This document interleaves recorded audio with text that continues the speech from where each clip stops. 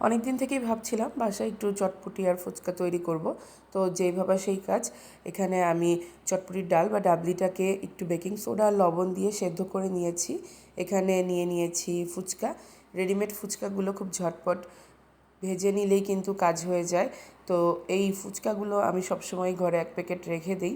আর এখানে আলু সেদ্ধর মধ্যে এবার আমি সেই চটপটির ডাল সেদ্ধ নিয়ে নিচ্ছি। পরিমাণ মতো পেঁয়াজ কুচি দিয়ে দিলাম, দিয়ে দিব কাঁচামরিচ কুচি, ধনিয়া পাতা কুচি। এখন দিয়ে দিচ্ছি চটপটির মশলা। এখন দিয়ে দিলাম পরিমাণ মতো লবণ, বিট লবণ, সাথে ভাজা জিরার গুঁড়ো, ভাজা ধনিয়া গুঁড়ো, চিলি ফ্লেক্স সব কিছু দিয়ে এবার খুব ভালোভাবে এটাকে মিশিয়ে নিলেই আমাদের ফুচকার মিশ্রণটা তৈরি হয়ে যাবে। এখন ফুচকার মধ্যে একে একে এই পুরটা ভরে নিব, তাহলেই আমাদের ফুচকা তৈরি।